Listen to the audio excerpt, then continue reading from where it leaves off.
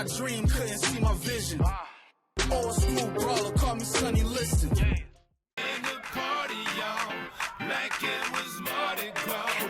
We getting turned on that juice. We ain't turning it loose. We came here to groove, so do what you wanna do. It's been a long time, I shouldn't have left you without a dope rhyme to step to. I'm the party starter, could have been a party father, cause I take the party father, plus I work a little harder. Well, let's get it started. Let's get the whole club jumping, Michael Jordan. All the sexy ladies in the place to be. We ain't got no curfew, so just bring it home to me. Yeah. This the kind of song everybody vibe to. You know the kind of music we can let you slide to. Jamming at the cookout, maybe even ride to. Ladies, get your hair done, nails can fly too. It's all Keep on pushing. Interviews, Black Dollars Media. We here again on this good Friday evening. This is kind of, this is special. We don't normally operate on Friday. That's how we gonna. But it's a good Friday though. It's a good Friday. Doug AV with me, and today we are interviewing Mr. Joe Nice, Southern Soul Hip Hop King. Checking in. Hey, appreciate you. I appreciate you coming through, man. Already, man. You know, I had to do it one time for the Ville. You've been setting the city on fire for a long time, man. Man, just trying to stay at it, man. You know, when we came up, man, it was some spitters around, man. So you just always working on your craft, man. That fire song that's gonna be on that rotation for this Easter weekend. For me, what I'm listening to, let me see. What you want to perform, Mr. Joe Nice? I know you got him. I'm not doing nothing on Nisa. So like, unless it's something, just like something I really can't turn down. For the most part, I don't do holidays, man. I spend that time with my family. You know, I got 4 kids. I've been married for 13 years. You know what I mean? So I made a deal with the wife a long time ago, man. When it's like birthdays and holidays, man, we focus on the family, man. And shoot, man, I can't complain. It's been like 1 or 2 exceptions, man. And one of them I definitely kind of, I won't say regret it, but I just miss being there. So, moving forward, man, we try not to do those things. Hey, ain't nothing wrong with that. Hey, well, the thing is, man, if you listen to the music, man, like, I call it like new grown folk or new classic music or new old school music, man. I talk about that kind of stuff in the music, man. So, like, I'm what you hear on the music ain't me putting on the front. That's me. So if I'm living by what I'm saying, man, it's already there. You know what I mean? So my first question for you this evening, Mr. Joe Nice, where you from, man? Where you representing? Man, 843, man. Somerville, Low Country, all day, every day, man. You know what I'm saying? Proud. I always put on for the home team, and not just Somerville, but the Low Country, South Carolina in general. I'm always repping the city, the state, man. Wherever I can, show that them props, man, because we different down here. Yeah, definitely. Would you mind sharing with the people your education path? Meaning, the schools you went to, high school. If you went to college, which college? So it ain't much there. Went to Somerville High School, graduated 02. Me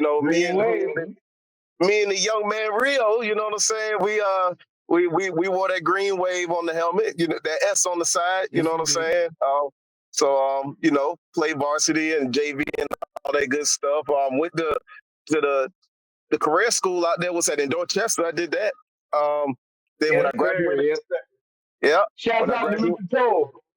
That's right. And honestly, man, a lot of stuff I learned at Vogue, man, like that's what really helped push me to different places.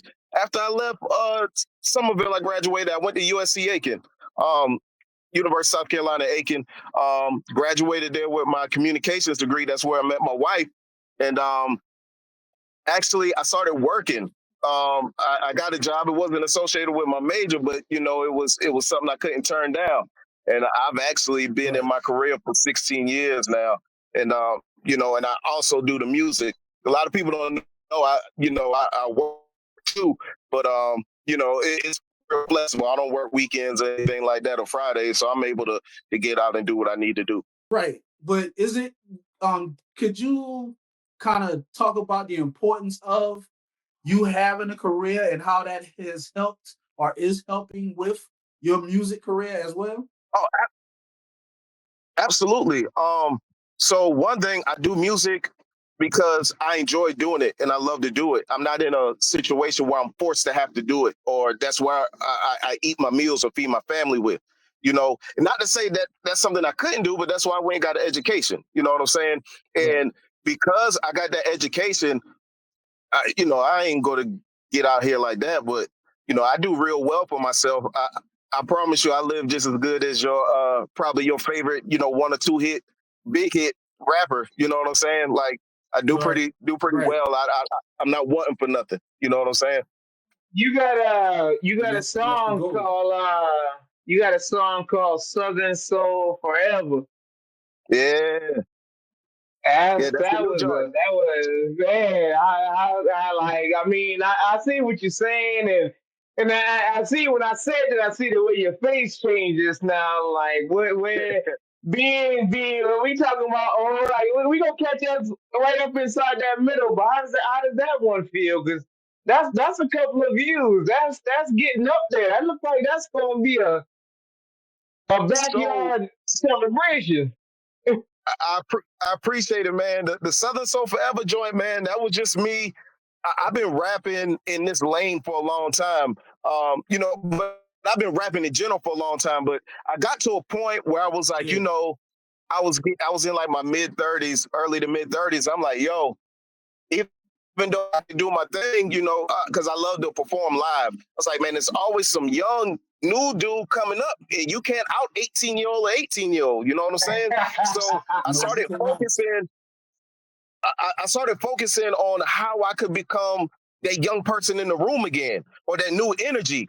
And it was Right. like at the time I started doing the Southern Soul, it wasn't a whole bunch of rappers like trying to make that kind of music, or grown folk music. It was a couple out there, but I started focusing in on that and really started studying, because I'm a student of music first. And Southern Soul Forever is Right. just that tribute and that homage to all the people that I learned from and gained that history.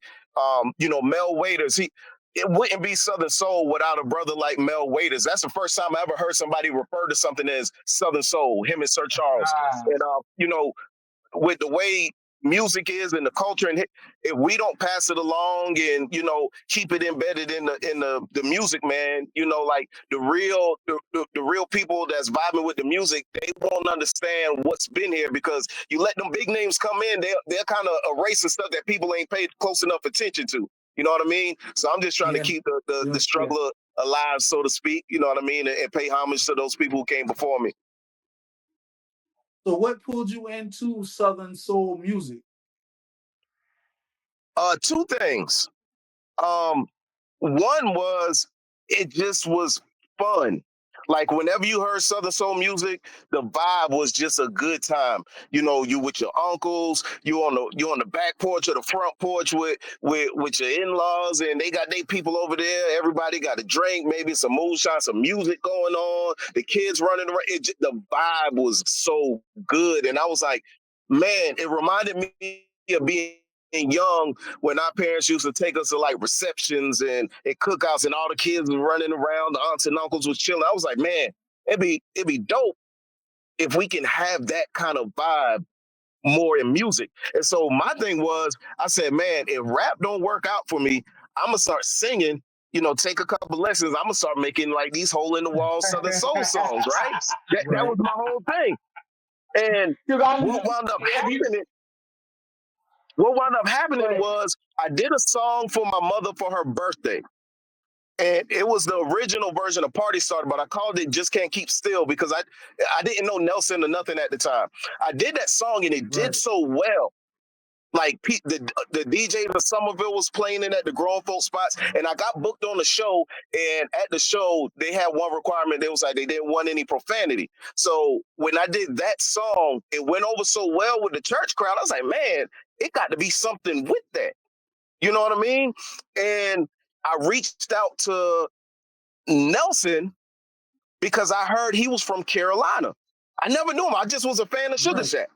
And I reached out to him and I told him my idea and I sung it to him. And anybody who worked with me will tell you, I sing because most things that you hear me on, even if it got other people, I'm writing everything. You know what I'm saying? And so I'm singing it. I'm a terrible singer. He was like, I see where you're going. He was like, I'm going to tell you one thing. And I hope it's like, he was like, I ain't about no bullshit. He was like, mean what you say and say what you mean. He says, this is our first conversation. He's like, as long as you do that, me and you'll be good. And that's what, like 12 years ago? Man, I talk to Nelson all the time, man. You know what I mean? Like, we done worked on plenty of songs, but he saw something in me when I came with the Party Starter idea. And shoot, we've been rocking ever since. And I was about to just say, would you consider that like your first break, the Party Starter song with Nelson? Nah, and I tell you why. What? So like I said, I came to USC Aiken. So I really didn't grow up in the low country music scene. I grew up in the Augusta music scene. And I had a song. It was me and shout out to my homie Sean Hip. We were in a group called Token Black. And just like some underground hip hop type stuff. And we was really getting a big buzz. And we both decided, hey, let's do some solo projects. We featured on each other, but we wanted to do some solo joints. And I had called Shots. And it got picked up on the radio stations up here. Then like 2 out in Oklahoma, I think 1 in Virginia. That was like the big song. Everybody was like, yo, Joe Knight, man, I was getting like snuck in the back of clubs to perform, to do shows. And like, I was like, what? You know, I had never really done nothing like that. You know what I mean? It was putting me on all the big like festival shows around here.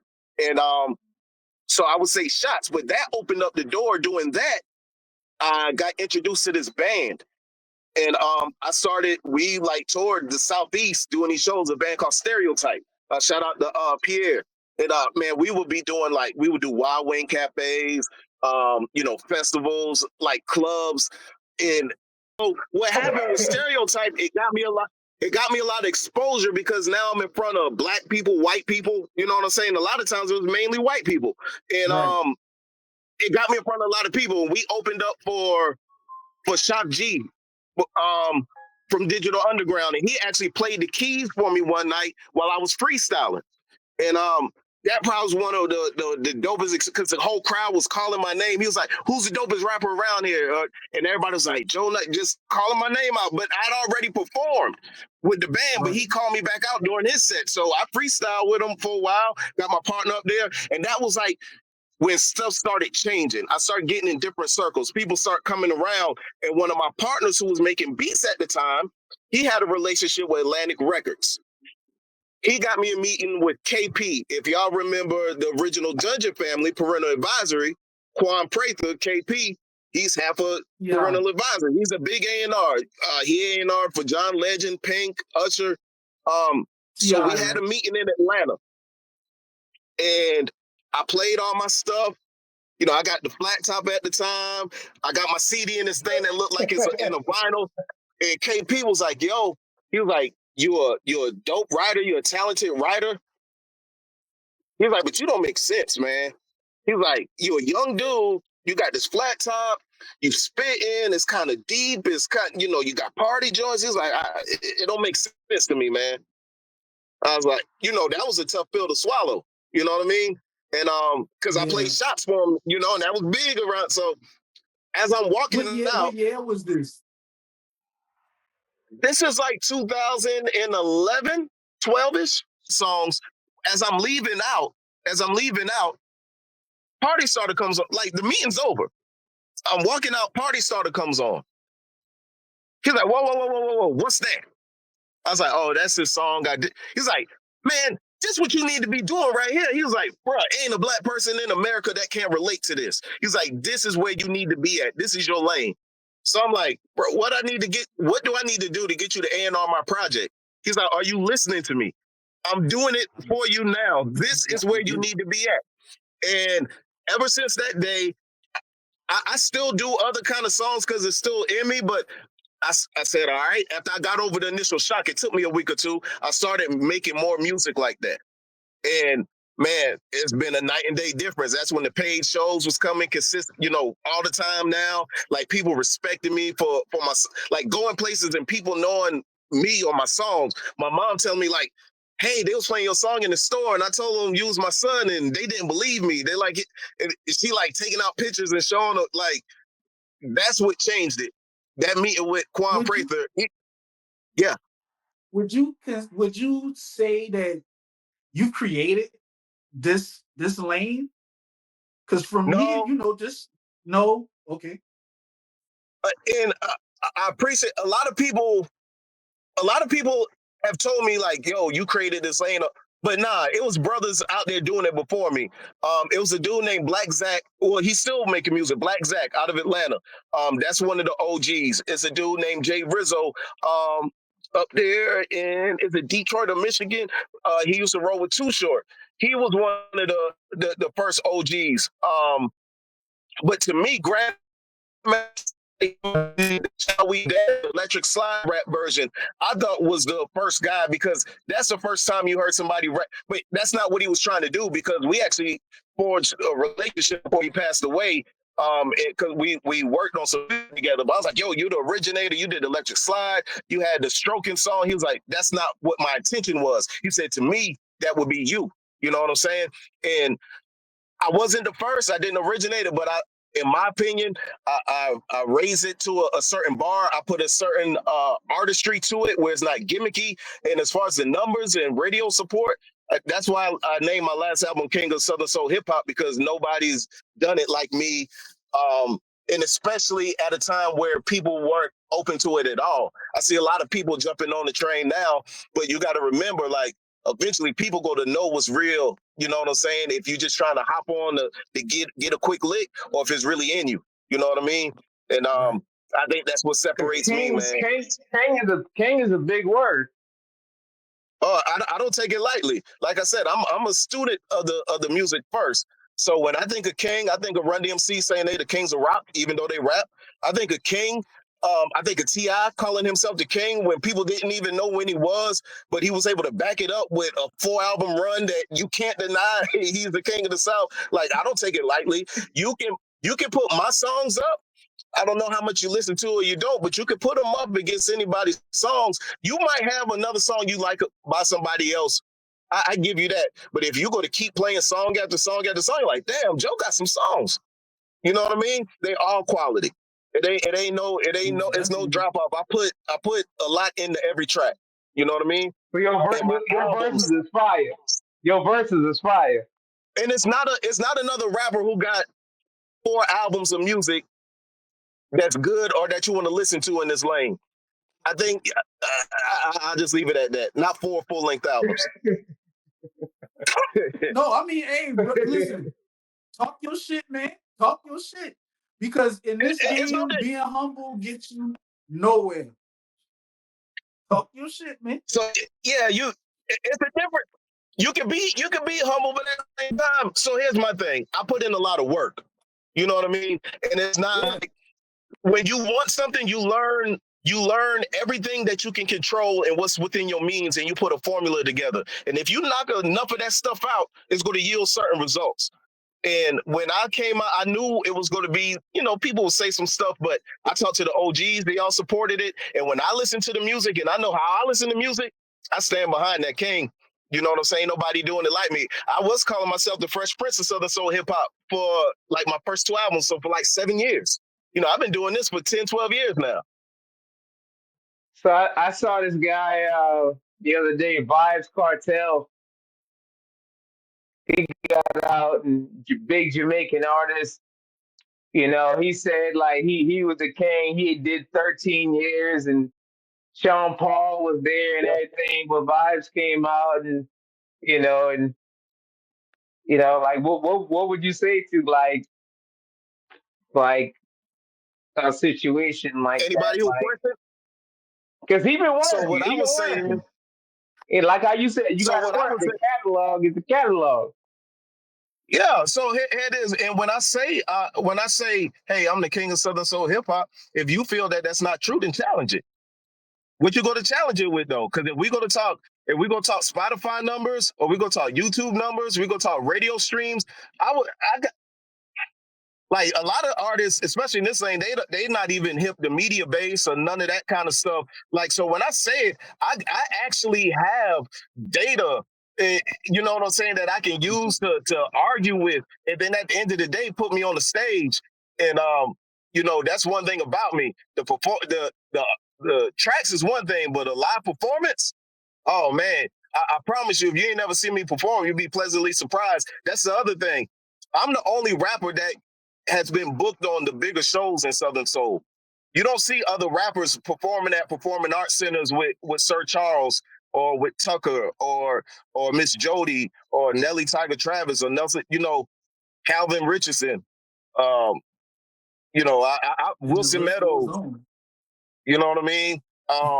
Full Yeah. Force, Dougie Fresh, you know what I mean? Like it's not Dougie it's not Fresh, like I saw that I saw the TikTok on the Dougie Fresh. Like, how was that? Like the crowd looked like it was like, and I know Dougie gonna bring it out regardless, but like that's Joe Nice out there with Dougie Fresh. so that was such a blessing. So what? I was on I was on a show. I got booked on a show at the Augusta Yellow Jackets. They have a baseball field, kind of like the River Dogs. This is a nice setup, and this was the first hip hop in Southern Soul show they had ever had at this stadium. And they asked me and Nelson to be a part of it. Dougie Fresh was on there, the 69 Boys, my homie Prince Raheem. Who else is on the show? Full Force. Not Full Force. I keep saying Full Force. So Force MDs. My apologies. And it's Shout out other to Full artists. Force It was like anyway. old school and Southern Soul. Anyways, I really wanted to. Was excited about meeting Dougie Fresh. I was like, yo, this one of the pioneers. I'm gonna get a chance to meet him. Sure, baby. But the way it was set up, the sound checks. I had sound check with the Force MD. And Doug had already had his sound check, so I never got to holler at him before the show. And by the time he got on stage, the stadium was so crazy, I didn't even get a chance. One thing about me, I'm not the guy to stick around and take pictures or, you know what I'm saying? If stuff naturally happens, we go link. But if not, I got something I got to do. So I wound up leaving because I'm trying to beat this traffic. You know what I'm saying? Right. And I left a couple of days later. Nelson calls me and he was like, "Yo, I was talking to Dougie Fresh in the lobby, and I was telling him, about some stuff. He said he was trying to get into the Southern Soul lane a little more because he already had the song with Tucker. And Nelson said, well, if you're trying to get in that lane, I'm gonna put you in contact. You need to work with my guy because he's who you need to work with." And he was talking about me. And I was like, Nelson never lied to me or bullshitted me before, but I was like, yeah, all right, I'll wait on it. You know how stuff go. And sure enough, I got a text like 1 o'clock in the morning. Nice, what's good? I'm like, what's up, man? Look at God.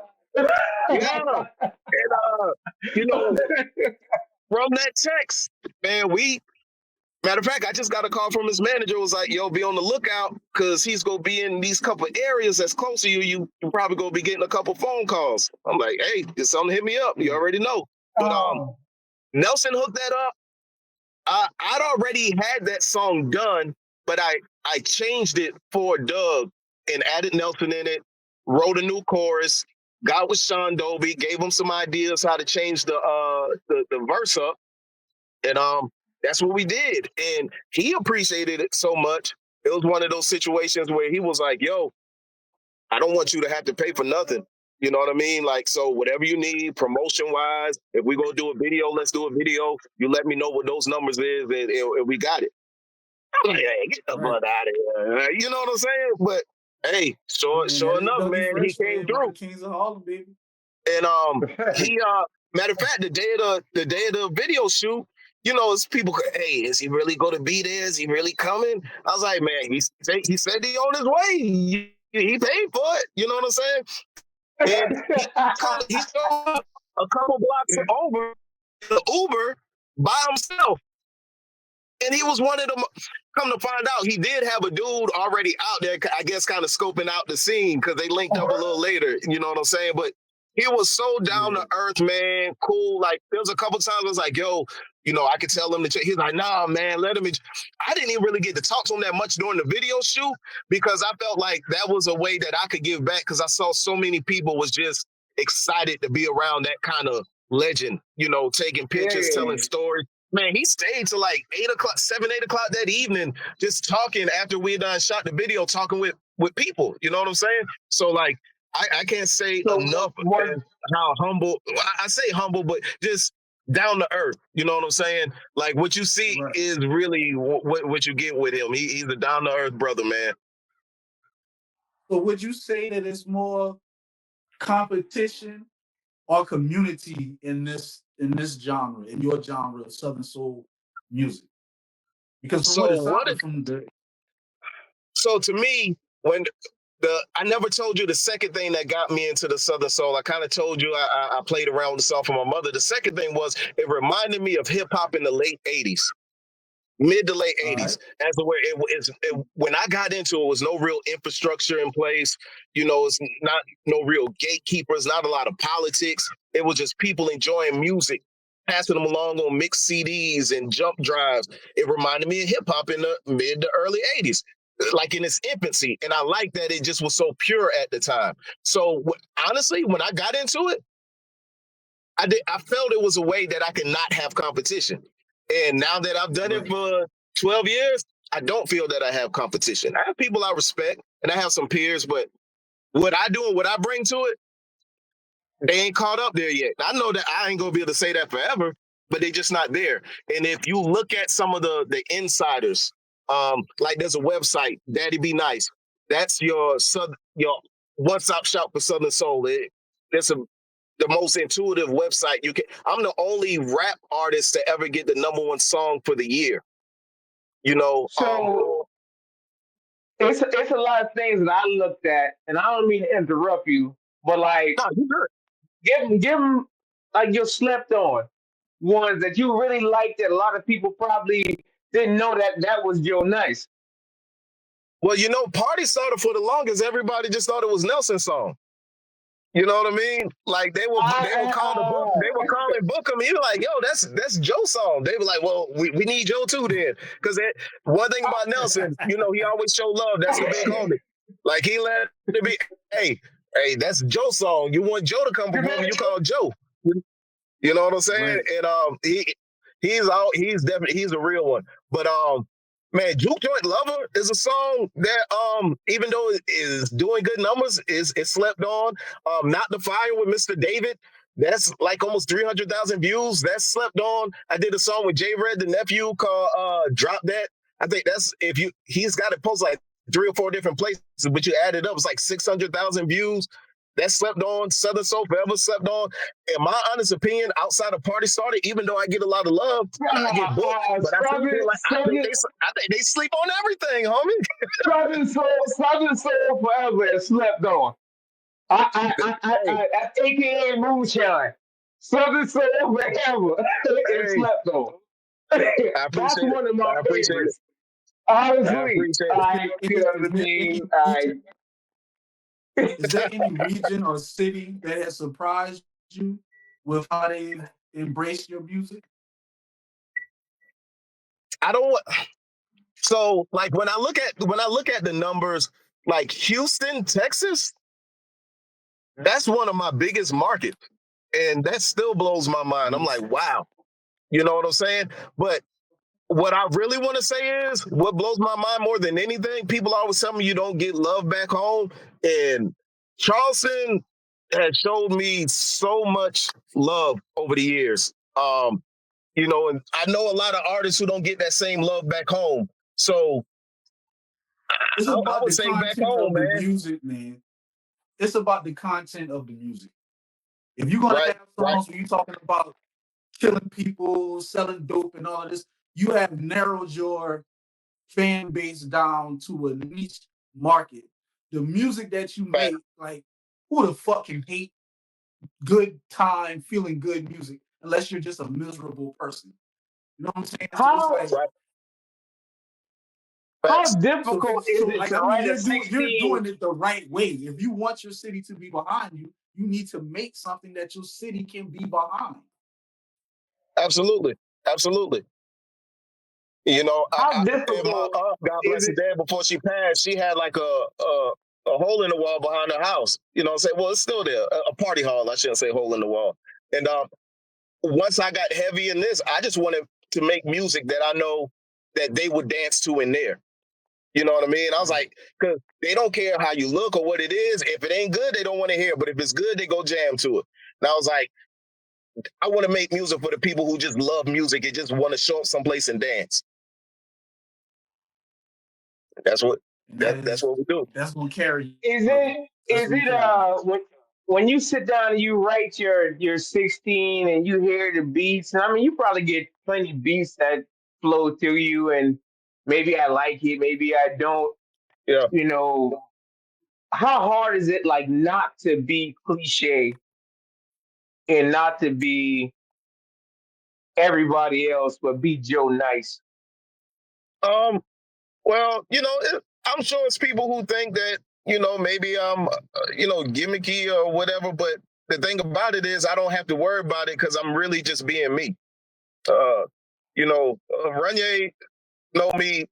I know. He'll tell you this me. Like, Mhm. I ain't never going to put on to be the hardest person. You ain't gonna run over me either, though. But you know what I'm saying? At the end of the day, I just want to clown around and have some fun, man.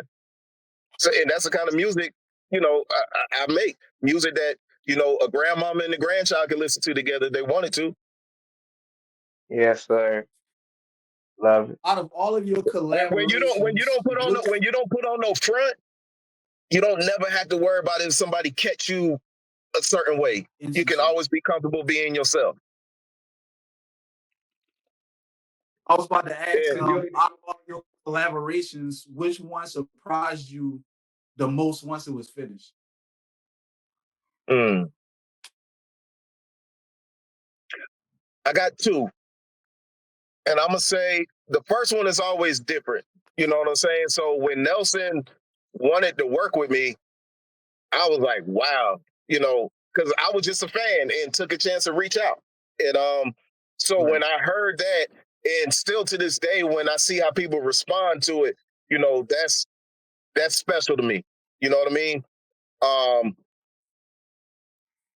in the Dougie Fresh joint, man, when I hear that, just when I hear him come, because I give him like an alley before he come on. When I hear the beat change and knowing that I helped produce the beat, that and that this is my song that he jumped on, and I wrote it. It's like to hear it all come together, and then when he ended with the beatbox, it was like, wow, who would have thought? You know what I mean? Then I get back to him like, hey, it's another song. We got to keep going. What's the next one? You know Yeah. what I mean? Right. Oh, and I Right. do want to give a Right. shout out to Mr. Sam. He did a lot of music with Gentry Jones. They got a big song called "Roll It, Roll It." It was like #1 on Billboard, like downloads for Southern Soul one of these months. But he did a collaboration with me on my song that I did for my Aunt Betty, and just the emotion that you hear him singing with on that song.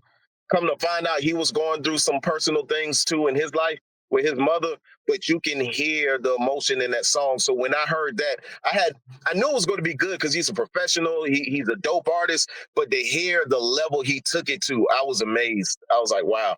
You know what I mean? He inspired you. Like that was the next question I was going to ask. Like, what inspires you? Like you already said it just now. Like that's a song that inspires you to keep doing being you. So, the biggest thing is I've always just been a fan of the music. I love music and I love my family. So the fact that I've been able to kind of cross that a little bit and have some family oriented music, man, it inspires me to keep going and try to be successful and to show my kids and show other artists too, man. Like, you could be a regular dude and a successful artist. You don't have to fit into the status quo, what they say. Why can't I be a husband and a good father and be proud of that? Why can't that be regular?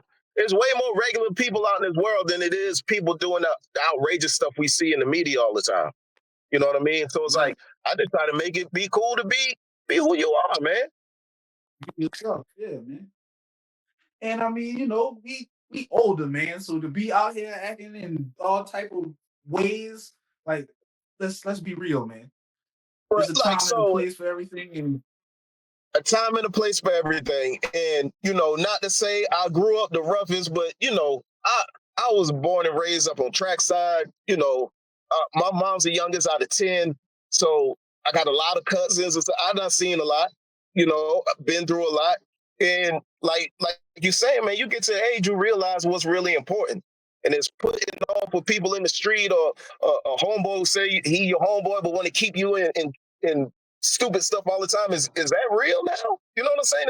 Is that what's going to matter when you down and out? yeah, yeah, that Make homeboy shit perfect don't pay sense. no bills. So Yeah, that way, that But see, that's the good thing about your genre, because you talking about coming up in trackside, like is you showing them guys like a different way.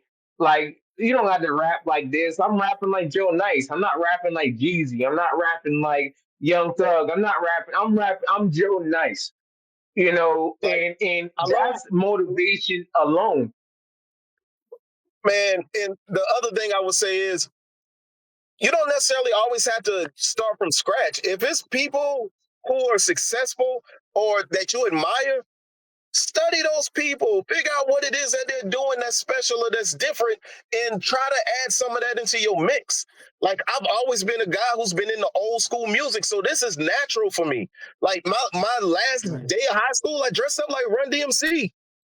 You know what I'm saying? Like, because I wanted Yeah, to look, I wanted to look like how they looked in Crush Groove. You know what I'm saying?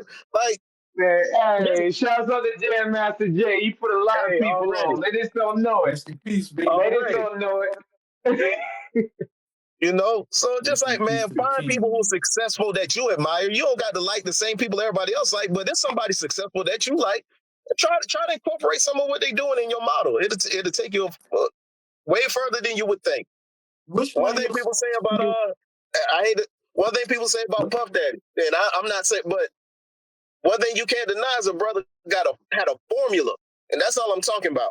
When you look at people who have formulas and they work, Jermaine Dupri, Russell Simmons, Andre Harrell, Master P. These Very guys good. figured out formulas. It wasn't so much that they was the most talented. So what did Master P do? Master P was never the best rapper on this label, but he still was the biggest star. His rappers were never the best rappers, but they sold crazy numbers. He figured out what he was good at. Escape was never the beautifulest girls in the world, but they But can neither was sing. Total. Right. So it's all about what you're good at and honing in, zeroing down on that versus everything that you don't have. Right. If you focus on what you don't have, man, life go pass you by. Which one of your songs feels the most personal to you? The Aunt Betty song, most definitely. Can you explain that a little bit, or if there's a story behind it? So my aunt is like my second mother, and 3 years ago, I had my Uncle Bernard pass, then my Aunt Betty passed, and my grandmother passed, all within like 7 months of each other, 8 months of each other. And I was very close to my grandmother, very close to my Aunt Betty. But a week after my Aunt Betty died, I wrote that song. And I had a voicemail that I never deleted off my phone. I was able to incorporate into that song. And just because it was so, it just had happened, and I was talking so much from the heart, I can barely listen to the song now. You know what I'm saying? Because it's so emotional. Then to hear her voice at the end, and she was congratulating me because they had some awards down there in Charleston, Magic 107, and I won 3 awards, but she wasn't able to make it. But she was congratulating me on the awards in the message, and Yeah, she just was so special to me, man. Like, so that one just hit different, you know. yeah, I do. And then I I got a song understand about that too. grandmother on it as well, but I did that while she was still alive. But to hear that now, you know, that I get emotional. But my grandmother was like 93, 94, so she lived. It's hard, but you can't expect more out of life than that. So that kind of give me some perspective. But my aunt, that one just, it's rough on me every time I hear that one. Do you still Do you perform have it? any? Go ahead, Abe. Never performed. I never performed it. And I tell you what, a lot of people responded to it was like telling me stories about people who had passed away in their lives, You and should I perform was it. getting that. But I had got a couple calls from like some program directors, and they were like, "Man, what the hell are you doing, man? You're gonna have all my listeners crying. I can't play this." And I'm like, why not? It's other, songs that are sad that we still love. Aaron Hall, I Miss You, Yes. or I'm So Alone, many of my Yeah. stuff like that. But I think it catches people off guard to hear a rap song that emotional, I guess. And people are used to And me in this talking genre, about the party all the time. In that genre, Yeah. yeah, you're right. In the genre, in the, you the know. genre of the music, like y'all might be a little bit more studied than me, but I don't really remember hearing any low mood Southern type songs. They mostly party type things and Well, relationship songs. you Like got the some, but they saddest they generally get is like bad relationships. But go ahead. Yeah, and you're right. But generally, that's when they will call it either soul music or blues, more so than Southern soul. But you got some Right. Southern soul artists who got some songs. But for the most part, the Southern soul vibe and culture has been predominantly, hole in the wall, cookout, good time Man, celebration, or relationship. You know, throw some blues guitars on that thing, slow it down, and add it to your set. Go ahead and make them cry before you get off the stage. Make them dance, make them sing, and then make them cry. I had to And then build up for drop that the one, mic. so I can make sure I can make it through. I get it. Yeah. So live shows are a key opponent to Southern soul music. How do you make sure that your performance stands out? I'm a fan of entertainment. Like, so when I say Run DMC or even Michael Jackson, like I study people, how they engage and keep people interacted. So I'm always thinking of new ways I could push the show to a different realm. But, I travel with my dancers, the Soul Posse. I like to say we're the most educated band in Southern Soul because, I got my bachelor's, my brother got his master's, and our friend, he has his doctorate. You know what I mean? But they still find time when I Shout need out them to to the come show. through and back me up. And it reminds you of like a Heavy D and the Boys or Big Daddy Kane. We just try to bring that old school flavor, man, and just have fun. I'm all about, I'm the guy at the party trying to, at the family get together. What you need? Y'all want to do shots? Everybody, like I like to see people enjoying themselves. So I'm always pushing the envelope, trying to figure out what I could do to bring the party out of people. And you damn sure do that because I remember you had about a few years ago, one of my wife's cousins had a birthday party back here in Pringletown, and it was such a nice surprise because they booked you to come perform that night. And I was like, oh shit, I'm actually get to see Joe do his thing. And you came out there, I rocked think the you're talking party, about rocked the crowd. Greg, I think. It was Yeah. it was Rome's Man Cave. Yep. That's Yep. complete. That was the venue. Yep. And you rocked that shit. And I was like, Hey, man, man. this motherfucker is the shit, man. I appreciate it. And, and that's what gives me a boost of confidence because, for one, I'm not above going out where the people want me at. Go where people want you. Don't go where you have to ask permission. I want to go where people want me at. And, I do a lot of shows for private parties and like old heads. When a 60-year-old dude come up to you, be like, hey, man, you was spitting just like that means something, man. He was like, man, man, I thought when you got up there, you was just, he's like, nah, man, you was flowing, man. I like that where I can get your music. Like, again, when a 60-year-old dude, 70-year-old dude, a 50-year-old dude come up to you at that age, brothers ain't trying to waste their time, man. They really into what, so I take that as the highest compliment. You know what I mean? Because them brothers are serious about their music. Yeah, I mean, when the crowd is serious about their music too. I don't care where you perform at or where you at. The people that's in that crowd, they want to see something good. They want to be that's right entertaining.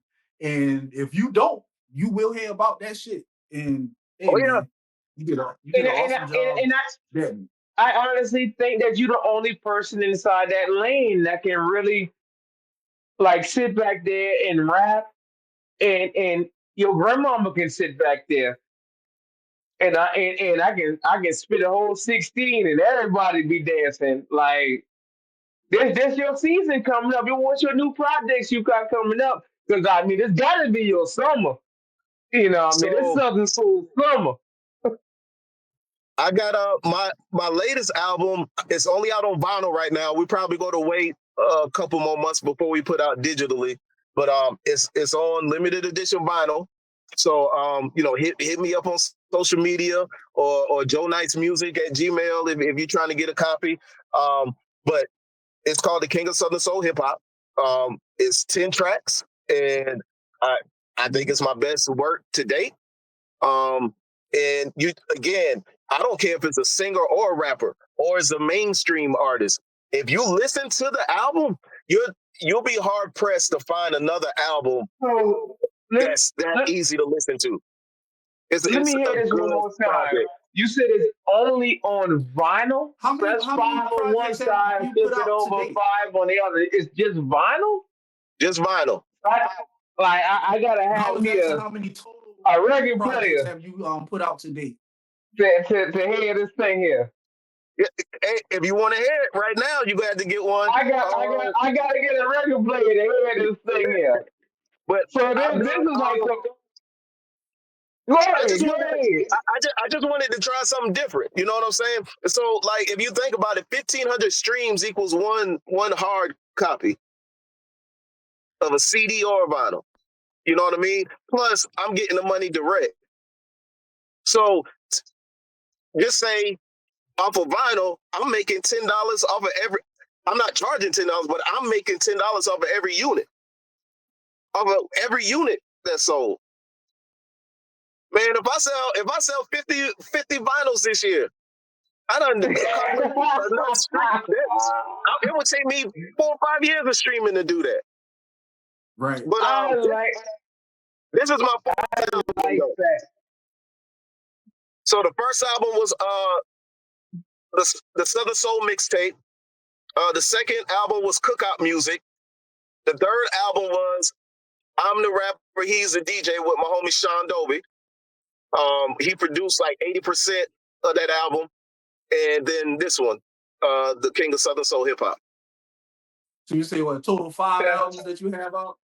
4. 4. Well, you know what? 4. I did do an EP with Nelson Curry, called The Grown Folk Party Starter. So technically you can say 5. 5 albums. And what, about 14 years in the game? 14, 15, something like that? About 14.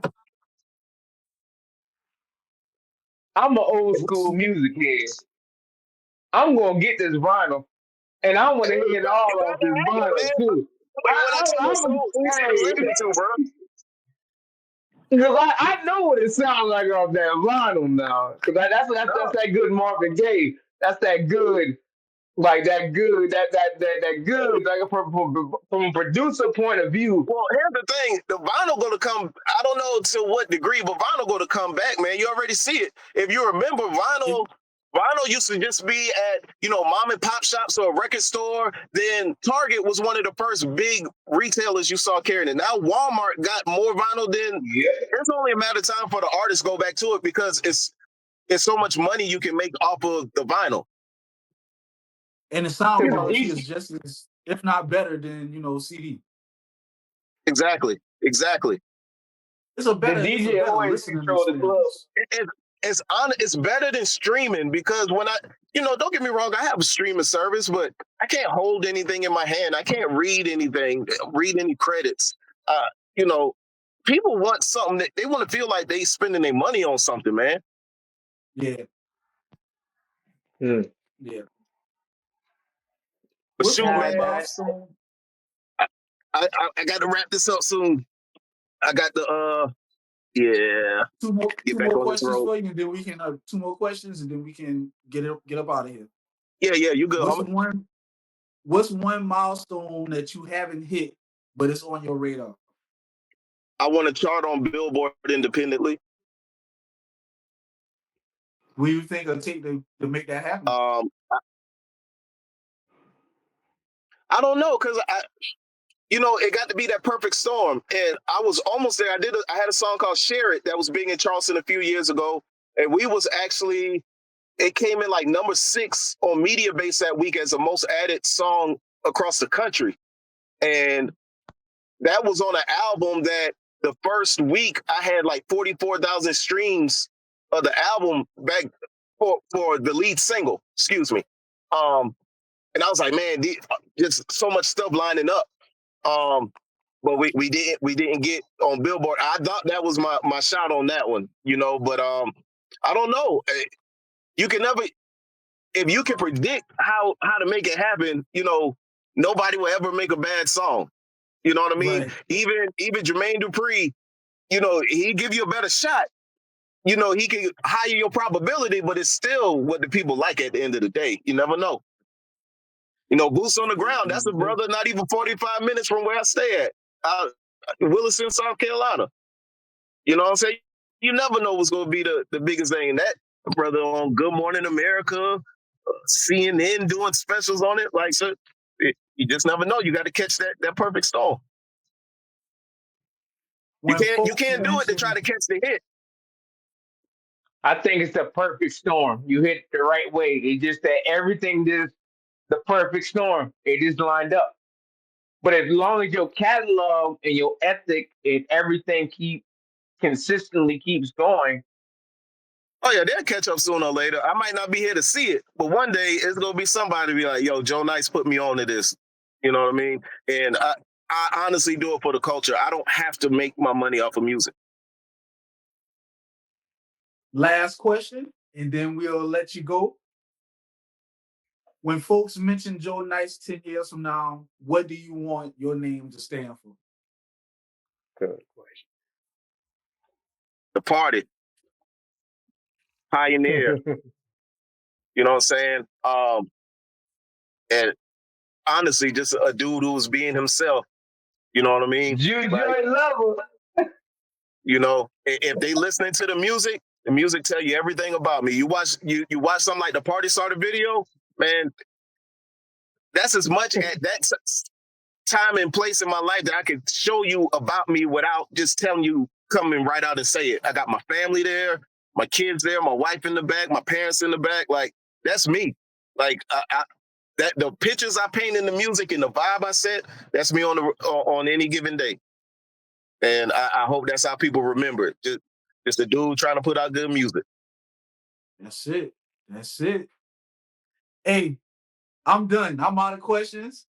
Hey, anything you want to say before we let Joe go on about his business? We done held his man up for about an hour. Y'all good. Hey, nothing. I'm about to buy that vinyl, though. That vinyl, I'm about to get that vinyl. I'm going to get that hard copy. Hey, let me know, man. Speaking of, if you want to give the people a quick rundown of where they can get in contact with you, how they can get the vinyl, sure, and things of that sort, I appreciate you coming through. Keep on pushing interviews. Hey, man, thank you. But before we get out, let's give them. I'm gonna give it to him. I appreciate you, bro. I appreciate you, homie, man. I appreciate the support, man. We can use more like you, man. And the platform that you're giving to the brothers, man, I see how you're moving, man. It's greatly appreciated. Yeah, man, I appreciate you coming through. Man, anytime. But you can follow me anywhere if you type in Joe Nice Music, Facebook, Instagram. My Gmail is joenicemusic@gmail.com. If you want the album, you just put in Joe Nice at Elastic Stage. But I got links on my social media, and I'll make sure I have those pinned to the top of my page in case anybody wants to check those out. Hey, you got to check out the commercial I did for the album too. I don't know if y'all seen it, but I did like an old school commercial. No, because I'm definitely getting the vinyl. YouTube? Like it's on your page, like your Instagram page and stuff? Yeah, so if you go on YouTube, it should be my newest video on YouTube, and the link will be in there too. Hell yeah, we're gonna check that out. Say no more. So check them out. Keep on pushing fans. Hey, and the music is anywhere you stream. And the music is anywhere you stream music except for the newest album. You got to get that on vinyl, man. Got to get that on vinyl, which I'm gonna pick up because I want to hear that on Gotta do vinyl. So like literally, like I got to post a couple videos and be hearing this thing on vinyl because like that I'm gonna hold vinyl your is a ass little to that bit shit, too. different. I'm gonna hold you to that. Yeah, I'm on 100%. I want to hear that rap on that too. Hey, check it out, man. Like I've been getting a lot of support, and I'm like, as long as I'm selling one or two here and there, I ain't putting it out digitally because it's more profitable this way, and it's just a doper experience. Yeah, Right. man. That's what it's all about now. But appreciate you, brother. Have a good one, man. Take it All easy. right, man. Y'all enjoy the Easter Sunday. Yep, All right. yep.